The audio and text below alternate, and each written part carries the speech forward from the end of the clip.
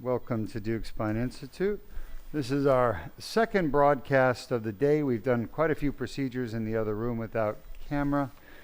This patient is here with lower back pain. He has two herniated discs, L4-5, L5-S1.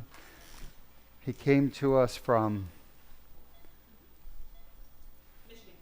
Michigan with his lovely wife. He's had pain for 10 years.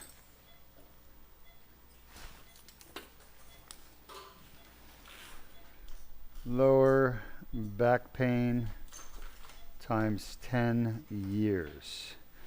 His pain, when I asked him, where is your pain? Right here. Okay. Well, he's got a disc at L4-5 that's herniated. We call it bulging disc. And L5-S1 is beyond herniated. It's herniated and degenerated. But he's got pain from both of those discs, I believe. First thing I'm going to do with this surgery, since we're doing endoscopic surgery, we're going to access the disc using a little needle. And once I'm in there, we're going to do a discogram, which is a test where we're going to see just how much pain is coming from that particular disc. All right, now at the 5-1, we're going from the right side because it's worse on the right side. Shot. So 4-5 is worse on the left, 5-1 is worse on the right. Patient has leg symptoms on both sides. So we want to try to address that. Want to get both leg symptoms taken care of. It's worse on his right side. Shot. All right, good. Shot.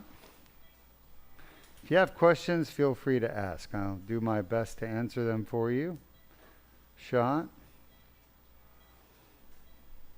At this moment, no current questions. Shot. Thanks. AP. Henry, why don't we show the audience, there's 30 different causes of chronic back pain. Chronic back pain is pain that you have in your back for more than 6 weeks. And there's 30 common causes. Let's share with the audience those causes. Copy that.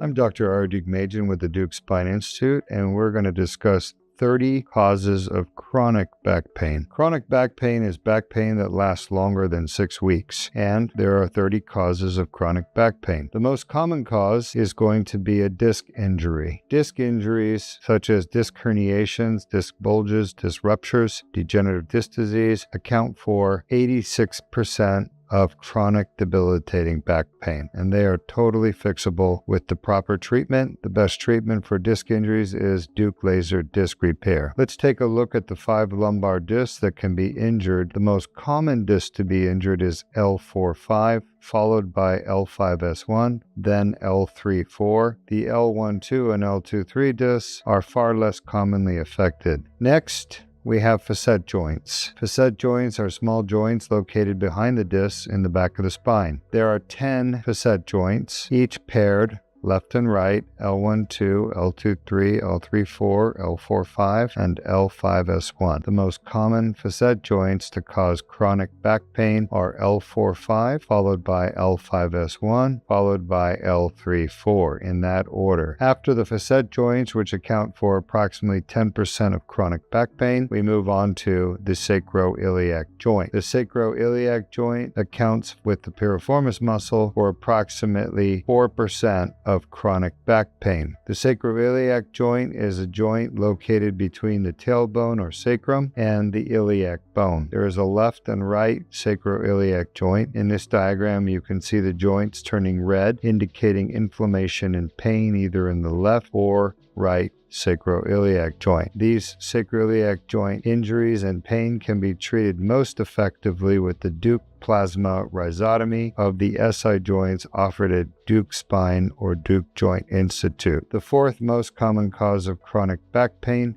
is a piriformis muscle injury. The piriformis muscle is located in the buttock, and there is a left and a right piriformis muscle. The muscle gets torn, unfortunately, when people bend the wrong way. This usually occurs in patients with orthopedic problems such as hip pain, knee pain, or back pain. By bending improperly, they put the muscle under too much stress and they tear the muscle. The torn piriformis muscle causes severe debilitating pain in the top of the buttock. There is a left and a right piriformis muscle, and this can be treated most effectively with the Deuk piriformis muscle release. This is performed percutaneously with a 4mm incision. The sciatic nerve does run through the piriformis muscle, and many patients with piriformis muscle syndrome also have sciatic pain down their legs, with pain, numbness, tingling, and weakness in the leg that's affected on the side of the piriformis muscle. Piriformis muscle can be treated with injections such as steroids, Botox, PRP, or stem cells. However, those injections always wear off and the patients end up coming back with the piriformis muscle pain that reoccurs. The most definitive treatment for permanent relief of piriformis syndrome is a piriformis muscle release. Next, injuries to the bones of the spine, such as the vertebral bodies, with trauma can cause fractures of the vertebral body. Vertebral body fracture is diagnosed with X-rays or CAT scan or MRI, and they're treated with injection of cement into the vertebral body. Looking at the vertebral bodies, the most common to be affected is L1, followed by L2, then L3, L4, and L5. The sacrum can also be fractured. Finally, the coccyx is the last cause of chronic back pain. You can see in the diagram the red coccyx at the bottom. This comes usually from an injury where the patient falls on their bottom, sustains pain at the tailbone, and this can be treated with injections of the coccyx ligament. These are the 30 most common causes of chronic debilitating back pain, the most common being the disc, causing 85% of chronic back pain, followed by the facet joint, causing 10% of the chronic back pain, followed by the piriformis muscle and sacroiliac joint, which cause 4% of chronic back pain, totaling 99% of chronic back pain, which is totally fixable and curable with the right treatment. Thank you. I'm Dr. Deuk Machen. Thanks for joining us. Wonderful. Great video. You could see from our video that there's 30 different causes of chronic back pain, but the disc is the most common. The disc is the cause of chronic back pain 87% of the time. I've drawn a happy face because that's going to be our patient when we're done with his back. All right, so we're doing a discogram. You could see the giant tear. Our patient is too asleep to respond shot, so we're just going to move forward with surgery. We couldn't get a number in terms of how bad the pain is. I was hoping we could, but he is out like a light. So we're just going to move forward. Not going to wait any longer. Any questions from the audience, Henry? We're doing a 7mm incision. And with this 7mm incision, we're going to fix the disc. You guys can see the tear. Jordan, show us the tear at 4-5. Shot. Show us the herniation. Thank you. You see the herniation there, guys, with the arrow? Yes, we do. So basically, when I was talking to him in clinic, he was trying to decide, should I do the 4-5 or not? And I said, yeah, you need to, because otherwise you'll be back, you'll still be in pain. And you can see from that discogram, there's a gigantic tear, which that is going to be causing a lot of pain for him if we don't fix it. All right. Any questions, Henry? Yes, we have a question coming from XX on YouTube. Oh, yeah.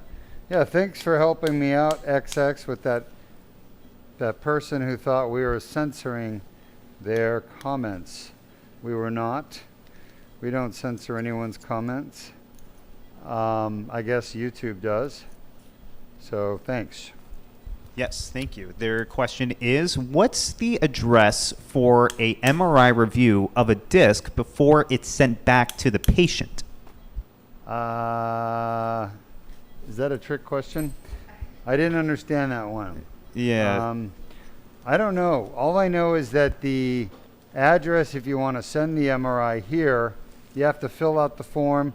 There's the address on the website. After you fill out the form, it gives you the address. But it's 7955 Spyglass Hill. It's MRI review, 7955 Spyglass Hill Road, Suite A, Melbourne, Florida 32940. That's our address. That's where people are supposed to send their MRIs. But if you send it without filling out the form, it will literally just sit for years until we shred it. So you've got to fill out the form. Otherwise, we don't do anything. We don't just look at MRIs and call people and talk to them about it. That's not how it works. So hopefully you're filling out the actual MRI review form. All right, we are in the herniation, and you could see it's a soft herniation at 4-5. The L5-S1 will not be soft. It'll be hard, spondylitic. Ready? Great question. Henry, why don't we share with the audience, how is it that we saw that the disc is responsible for horrible back pain about 87% of the time? It's the primary cause. Correct. But let's show the audience how the disc causes back pain.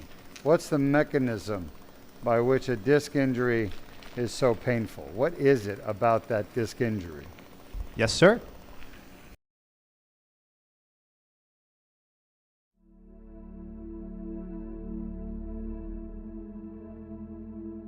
Disc injuries start with an annular tear, damaged nucleus. Pulposis herniates into the annular tear. The herniation triggers an inflammatory response within the annular tear. The inflamed annular tear generates pain signals. All right, welcome back. You can see from the video that it's actually inflammation that is so painful that causes all the pain that people feel in their disc. It's inflammation of the disc, otherwise known as discitis. Itis means inflammation. Discitis is inflammation of the disc. This patient has discitis. Now, if you look up discitis on medical books, it's going to talk about an infection of the disc. This is not an infection of the disc. It is inflammation of the disc, and by far the most common reason for it is the nucleus pulposus is pro-inflammatory, meaning that it causes inflammation. Go ahead.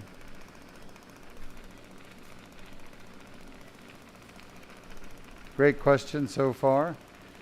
We have another question. Happy to take the question, Henry. Coming from XX once more on YouTube. First being a comment saying, I want to send my MRI in to be reviewed, and I'm looking for the exact address. Thanks for clearing that up, and you're welcome on the help with the lack of knowledge from other YouTubers.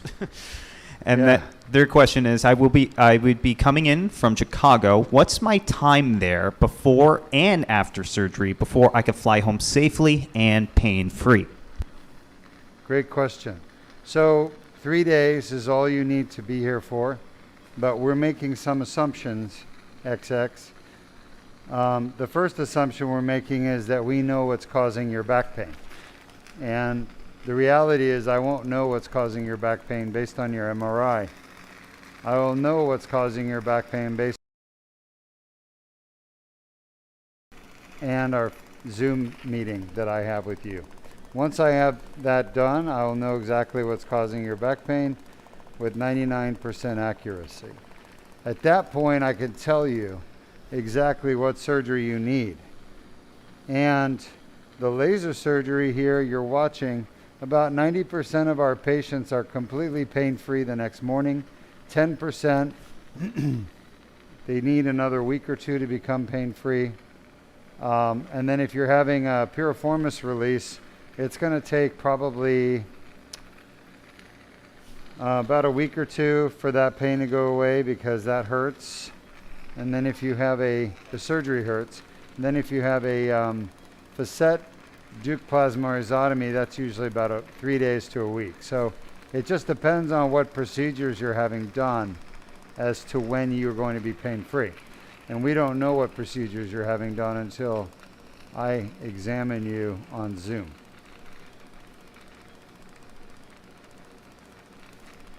But generally, everybody comes for 3 days. unless you're having two body parts operated on. If we're operating on your neck and your back, we don't do them the same day. You would have your, what's done first again? Is it? Lumbar. You have your back operated on first, you'd heal up for a day, and then we do your neck. So if you're doing neck and back, then it's 5 days, Monday through Friday. Most people, it's just one body part or the other. We have another question Sure. coming from Marissa on YouTube, Yep. asking, are there possible side effects from this procedure? Are there side effects? No. The answer is the only side effect is getting rid of your back pain, leg pain, weakness, numbness, tingling. Side effects, there is no other side effect. You literally will have a Band-Aid cut on your back. You'll have a little bit of soreness in your back for a few days, 2 days maybe, and the pain is generally gone within a day or two. If you're asking what complications are possible, I mean, with any kind of spine surgery, you have the same risk of what type of complications. What matters is the likelihood of getting a complication. By the way, that's the tear right there. The blue is the herniation stuck in the tear. The white right here is the annulus that's torn. I have to clean it. Then you see little gold, that's calcium, bone spurs, calcification, dystrophic calcification specifically, shouldn't be there. So I'm cleaning the tear right now as you're watching. That piece that I'm working on right this second is the herniation stuck on the tear from inflammation. So you know 100% there's inflammation because normally the nucleus doesn't stick to the annulus. It's normally two separate structures. So potential complications of surgery include bleeding, infection, death, paralysis, heart attack, stroke, pneumonia, blood clot in the leg or arm, blood clot to your lung called pulmonary embolism, recurrent disc herniation, adjacent segment disease, which never happens, by the way. And we've never had those complications with this procedure. This procedure is very safe. Very safe. As a matter of fact, 18 years of doing this surgery, we've not had a single surgery complication in 18 years. It's the only spine surgery in the world that has no complications. I've done other types of spine surgery my whole career, 26 years. And even though my results are really good, even my fusions have a 2% complication rate. But that's still 2%, right? And I've done 1,000 of those fusions. So in 1,000 patients, I've had 20 that had complications.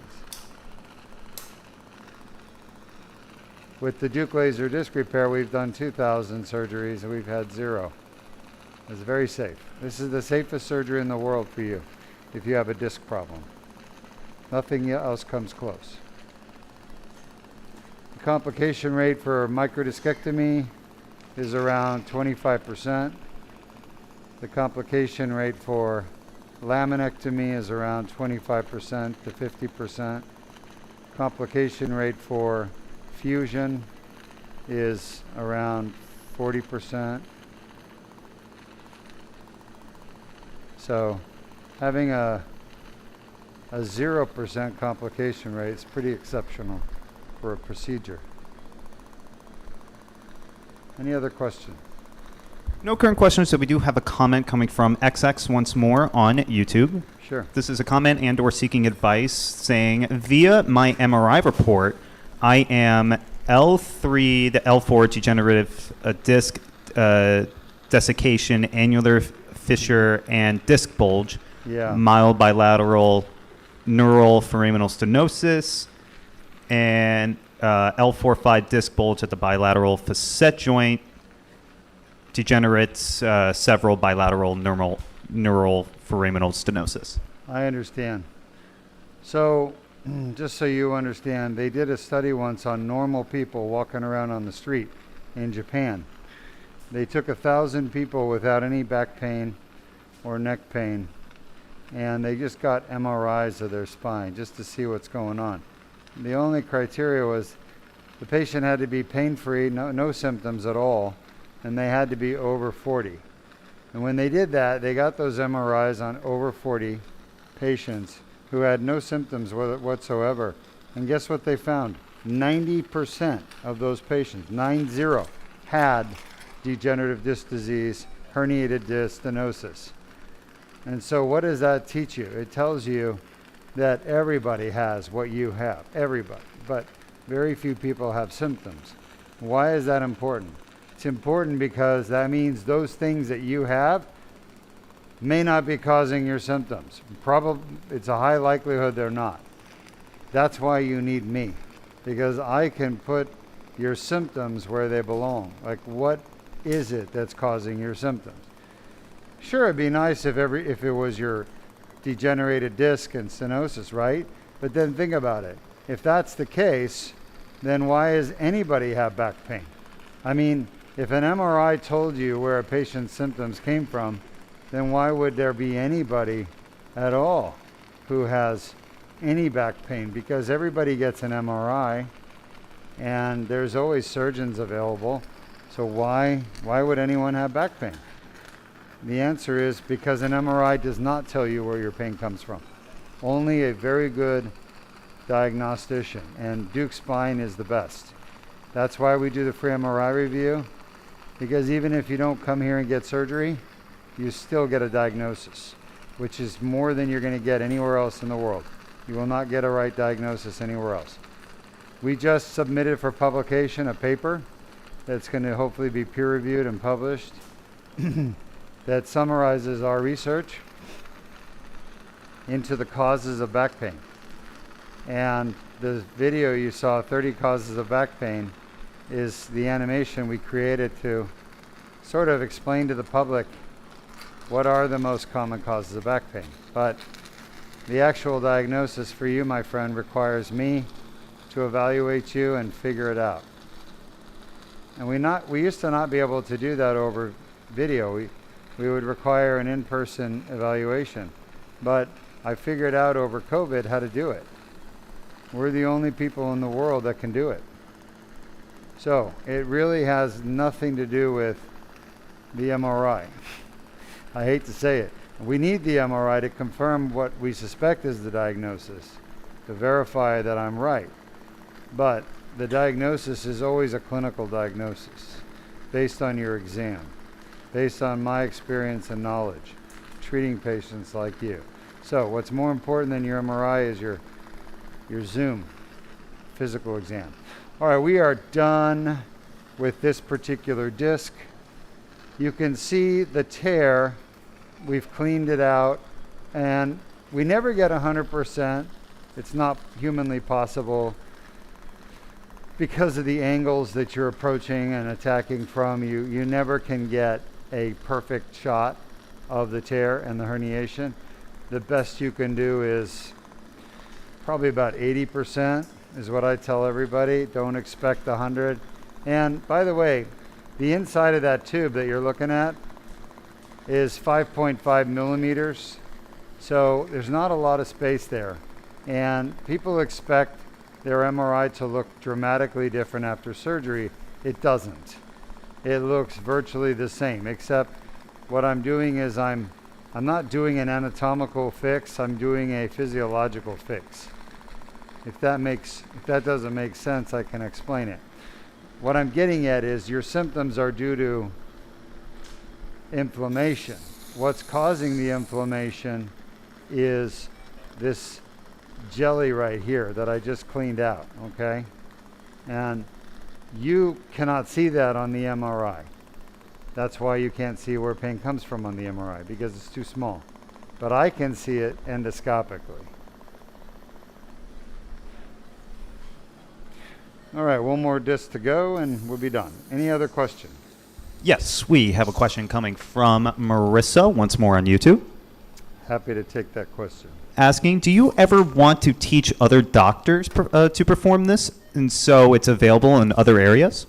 Yes, Marissa, I try. I've tried for,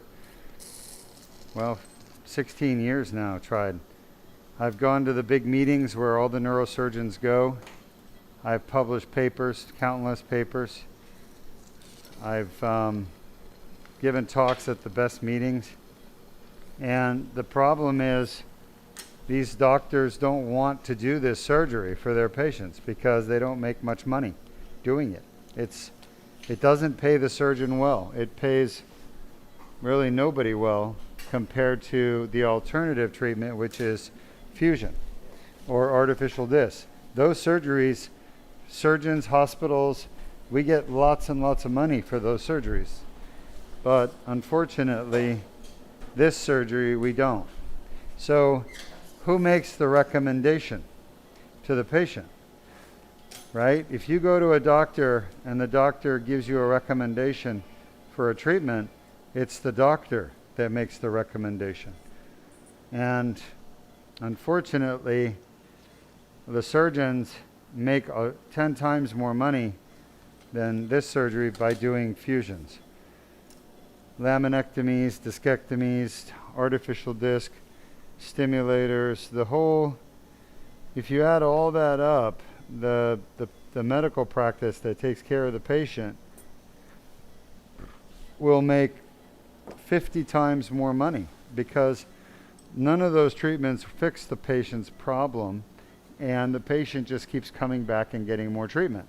So if the patient keeps coming back getting more treatment, the doctors are going to make more money. With this procedure, they don't come back. They're done. So you're losing more money. You're losing a lot of money as a provider on the treatment, doing the actual surgery, but you're also losing a lot of money by fixing the patient. And these doctors aren't happy about that. So it's crazy. I mean, I guess I just have a very different philosophy of treating patients. I believe in doing what's best for the patient, not what's best for the doctor. And because of that, I do these surgeries. If I wanted to do what's best for the doctor, I would just do fusions all day long because fusions pay really well. I made all my money doing fusions.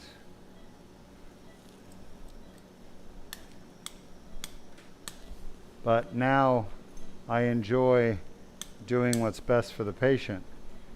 I'm sort of near wouldn't say the end of my career, but I don't want to scare my staff.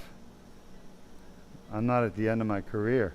I mean, the truth is I could have stopped coming a long time ago, but I love fixing people, getting them out of pain. It's what I enjoy doing. And I just, getting them out of wheelchairs, preventing them from committing suicide. That's why I do what I do. It hurts me to think that there are people killing themselves because they can't get rid of their pain. It's wrong because we can get rid of their pain, and I feel like that's my calling, is to let them know that. Whew, that wasn't easy. That's L5-S1, folks, and he's pretty collapsed. He was asking me before surgery, my L5-S1 is collapsed, and I said, yeah, you got about 3 millimeters maybe. He said, is it going to fuse itself? I said, no. I mean, I've had people 85 years old with they don't fuse themselves. They just keep a little bit of cartilage in there, a little bit of disc material, mostly scar tissue, and they don't fuse. Shot? All right, good. Thank you. Any other questions? Henry, you can move out. No current questions, so we do have a comment and/or seeking advice from XX once more on YouTube, saying, I am in pain with left side sciatica, lower back pain, and right side hip pain, and right side quadriceps go numb when laying on my back. Thank you for your work. Listen, I hear you, and I know you want a diagnosis. I'm not going to give you one, okay? Not because I don't like you. I actually like you, but I would never give you a diagnosis. My mom calls me and says I have back pain. I say, come in and let me examine you, okay? It doesn't matter who you are, what you say. All that matters is I need to examine you. The diagnosis of what's causing your back pain, your leg pain, is 100% based on the physical exam, not an MRI, not your symptoms. I have to see where they're coming from. So that is the key. And do the MRI review and I will tell you where your pain's coming from. But you will be surprised. The second most common cause of sciatic pain is, the most common cause is a pinched nerve from a herniated disc or stenosis. The second most common cause, man, there's a piece of herniation just sitting there, blocking my view. We got 10 minutes max, 10 minutes max. Let's start waking him up. The second most common cause of sciatica is something called piriformis syndrome, which if you go back and watch our videos, you'll see we do a lot of piriformis release surgery, getting rid of that piriformis syndrome. Piriformis syndrome is a torn muscle in the buttock that hurts in the buttock. Like the patient literally feels like a Charlie horse in their butt cheek there every day, and it hurts like hell. And there's a shot we can do called a piriformis muscle injection, thanks. And that shot will actually reduce the inflammation in the muscle temporarily. So the patient will get some relief for a little while, maybe a few weeks or months. But then it always comes back, the pain does, because the inflammation comes back, all right? So there's only one way to fix a piriformis syndrome permanently. It's called a piriformis release. But that could be why you're having your leg symptoms. It may have nothing at all to do with your herniated disc, pinched nerve, spinal stenosis. So that's why I say, I don't waste my time, talking to people about their symptoms. I need to see where their symptoms are coming from. All right, so we're almost done. This is the 5-1. He's pretty clamped down on the tube. I've had patients clamp so hard down on the tube, they bent my tube and broke it. And that's $1,200 for that stupid piece of metal. All right, but in the end, if I can cure their pain, it's worth $1,200 out of my pocket, right?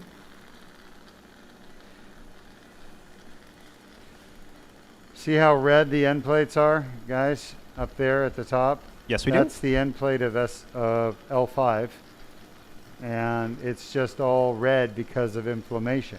Should be white. You should not see any pink, but because there's inflammation going on, it spreads to the surrounding tissues like the bones and will cause redness. There's a piece of herniation. You guys see it? I'll try to show it to you right there. I'm pulling it out. Any more questions? No current questions. So in the meantime, why don't we show the audience of how, of what this procedure is and how we cure back pain from it. Sure. Yeah. Beautiful. Thank you.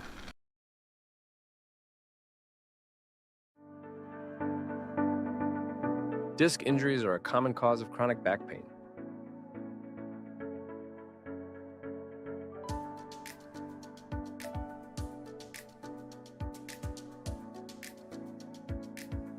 The inflamed annular tear causes back pain.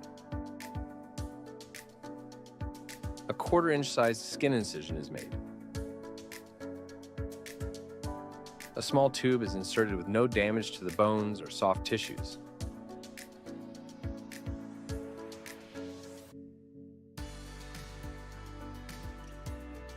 The laser removes the herniation and debrides the annular tear.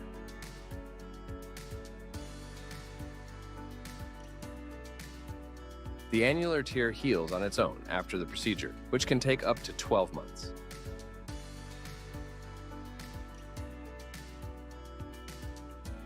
For more details, please visit our website or call us at 1-800-FIX-MY-BACK 349-6922. Hey, welcome back. Now check it out. See the pink right there? Yes, we do.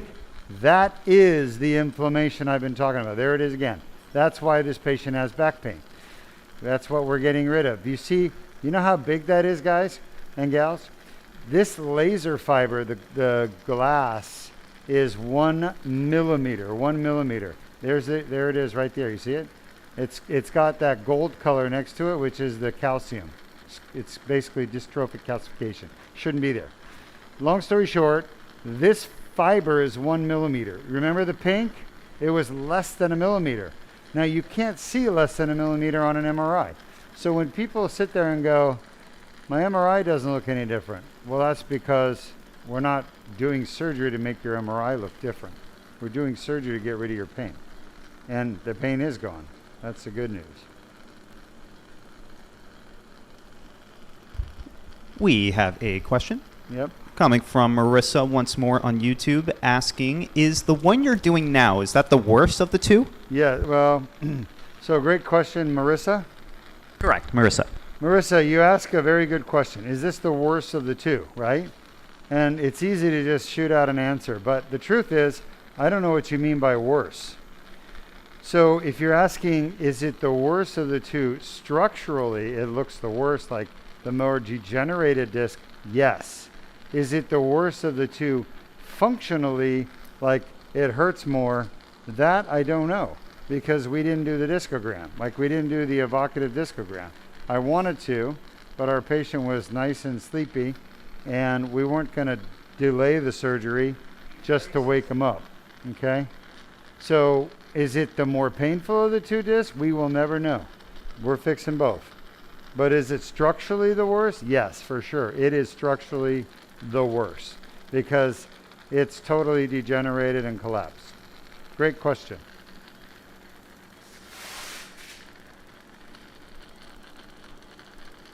It's all scar tissue from chronic inflammation.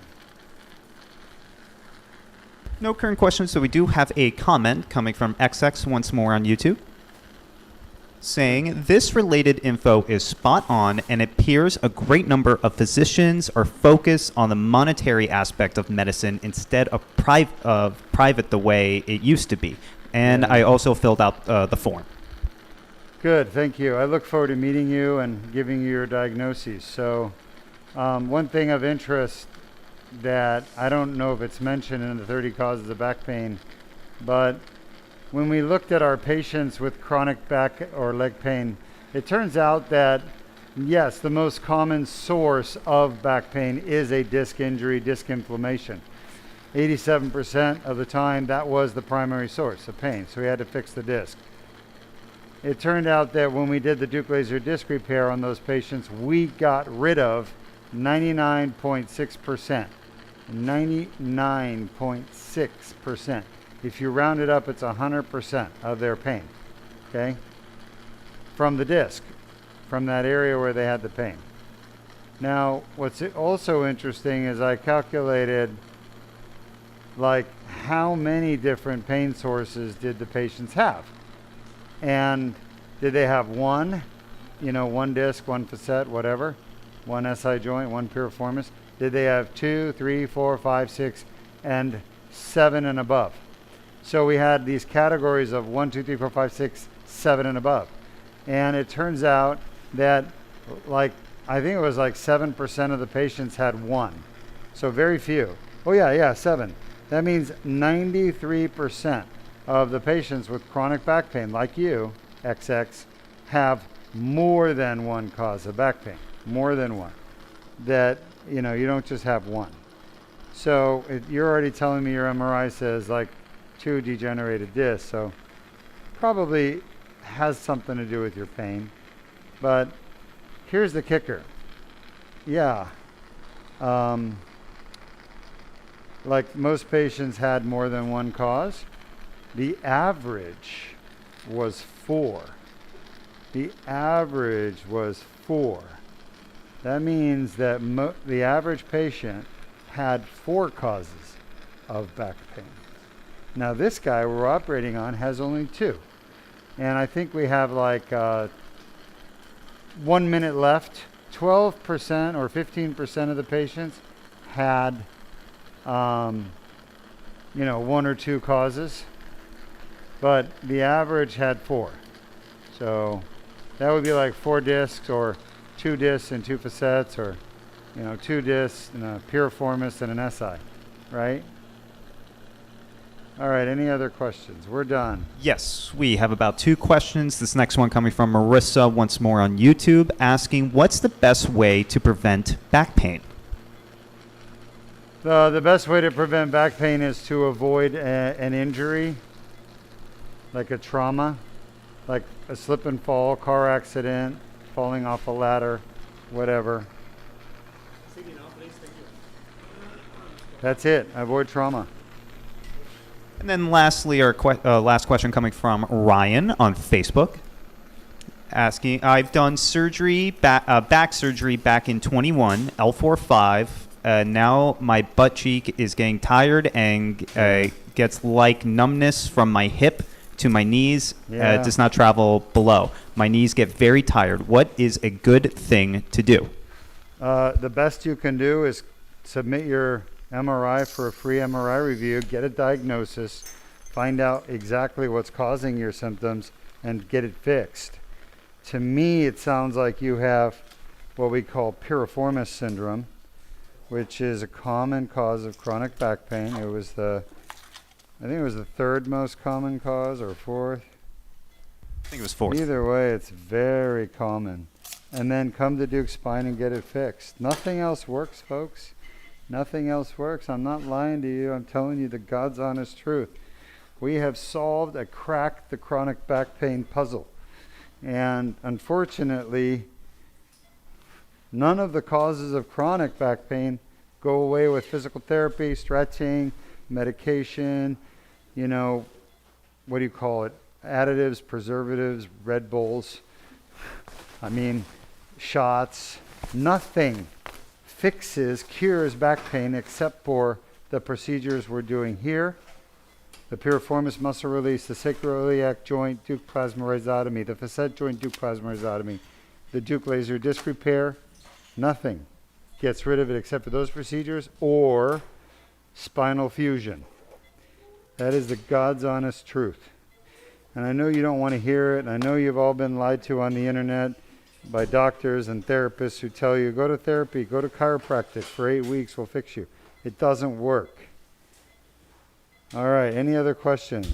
No current questions. Have a wonderful day. It's been a pleasure.